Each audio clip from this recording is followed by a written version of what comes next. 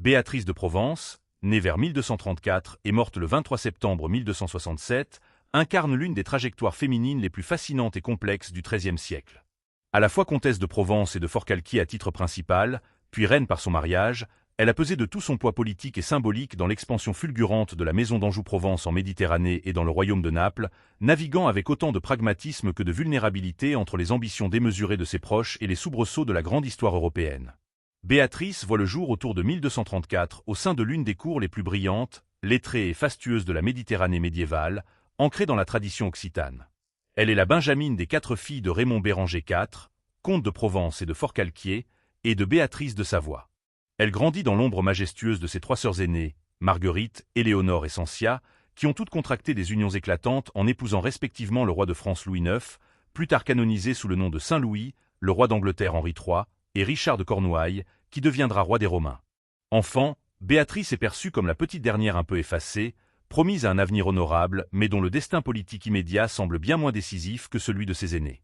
Élevée à Aix-en-Provence, elle s'imprègne d'un environnement culturel saturé de poésie troubadouresque, de codes courtois et de subtilités diplomatiques. Sa mère, Béatrice de Savoie, surnommée parfois la mère des reines en raison de son entre-gens politique, veille farouchement sur l'éducation de ses filles, leur inculquant le sens intransigeant de l'orgueil dynastique, la maîtrise de soi et la conscience aiguë de leur rang royal. L'existence de Béatrice bascule brusquement à l'âge de 11 ans, lorsqu'un coup de théâtre juridique et politique redessine sa vie. En juin 1245, son père, le comte Raymond Béranger IV, rédige un testament surprise qui l'institue seule et unique héritière universelle du comté de Provence et de Forcalquier. Ses sœurs aînées, qui ont déjà reçu des dots colossales lors de leurs mariages respectifs, se voient formellement et définitivement exclues de la succession provençale. Cette décision radicale vise à préserver l'intégrité et l'indépendance territoriale du comté en évitant son morcellement entre plusieurs couronnes étrangères, mais elle fait immédiatement de la jeune Béatrice la cible vivante de toutes les convoitises féodales, des barons turbulents et des souverains voisins de l'Europe occidentale. La mort de son père en août 1245 plonge instantanément la Provence dans une crise de succession d'une extrême violence. Sa mère, Béatrice de Savoie, prend les rênes du pouvoir avec une énergie redoutable, assumant une régence de fer pour protéger l'enfant et son immense héritage contre les assauts répétés des seigneurs locaux et les visées expansionnistes du comte de Toulouse. Pour parer à toutes les menaces et arrimer définitivement la Provence à la orbite capétienne, le pape Innocent IV et le roi de France Saint-Louis ourdissent une vaste machination diplomatique. Saint-Louis choisit de destiner la jeune héritière à son propre frère cadet, Charles d'Anjou, un prince aussi ambitieux que redoutable, qui deviendra plus tard le redouté roi de Sicile. Le mariage est célébré dans la précipitation et un faste calculé le 31 janvier 1246 en la cathédrale d'Aix-en-Provence, alors que Béatrice n'a qu'une douzaine d'années. Par cette union, Charles d'Anjou devient comte de Provence et de Forcalquier-Juruxory, c'est-à-dire du seul fait de son épouse. Ce mariage sonne le glas de l'insouciance pour la jeune fille. Son nouvel époux est un homme âpre au gain, glacial, habité par une volonté de puissance absolue et un sens rigide de l'ordre, aux antipodes de la souplesse et de l'art de vivre de la cour provençale.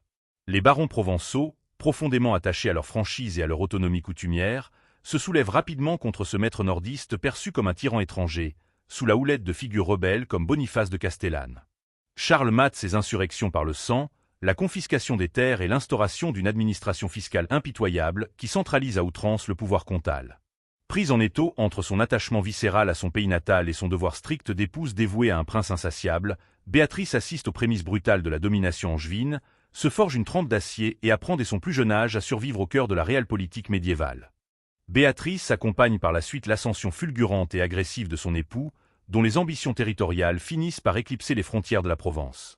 Mandaté par la papauté pour bouter les Hohenstaufen-Thor d'Italie, Charles d'Anjou fond sur le royaume de Sicile, un immense territoire englobant le Mezzogiorno et l'île sicilienne, qu'il arrache au sang et au fer en terrassant Manfred de Hohenstaufen lors de la sanglante bataille de Benevento en février 1266. Béatrice est alors couronnée reine de Naples et de Sicile aux côtés de son époux, gravissant les échelons pour s'imposer au sommet des hiérarchies souveraines de la chrétienté occidentale. Les chroniques de l'époque se plaisent à raconter l'anecdote selon laquelle cette accession royale aurait souligné une immense amertume passée.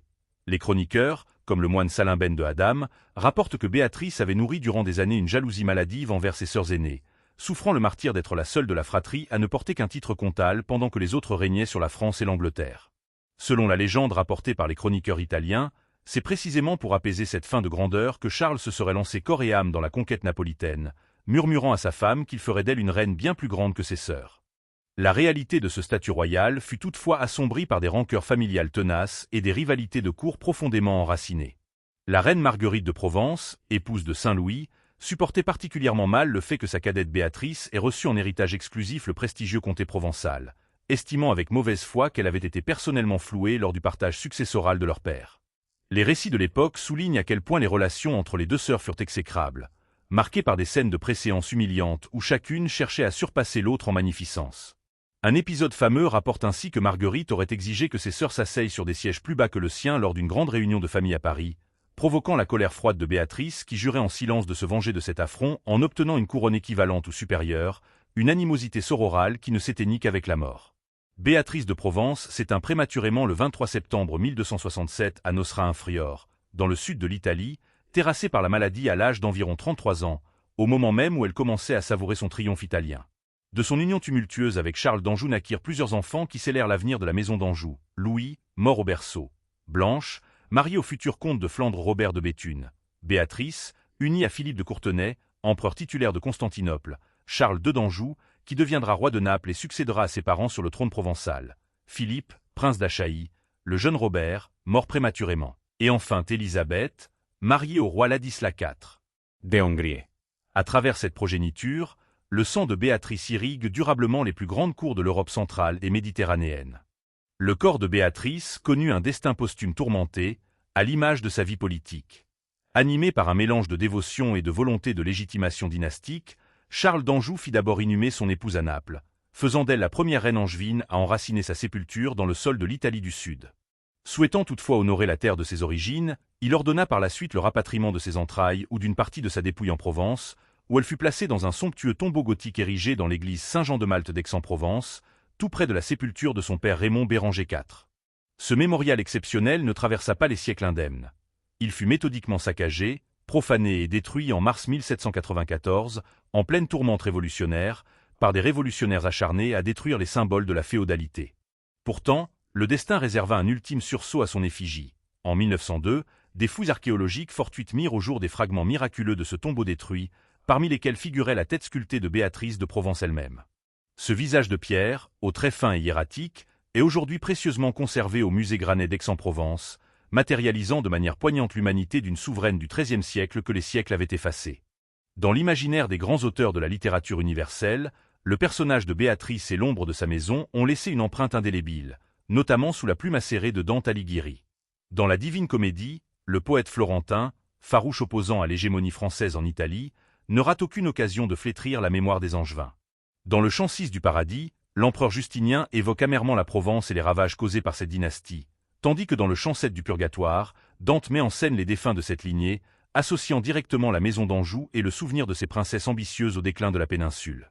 À travers ces vers immortels, Béatrice se trouve malgré elle changée en archétype littéraire. Elle incarne à la fois la victime consentante et l'actrice redoutable de cette machine politique implacable qui, partie des 12 collines provençales, vint bouleverser à jamais l'équilibre géopolitique de l'Europe médiévale.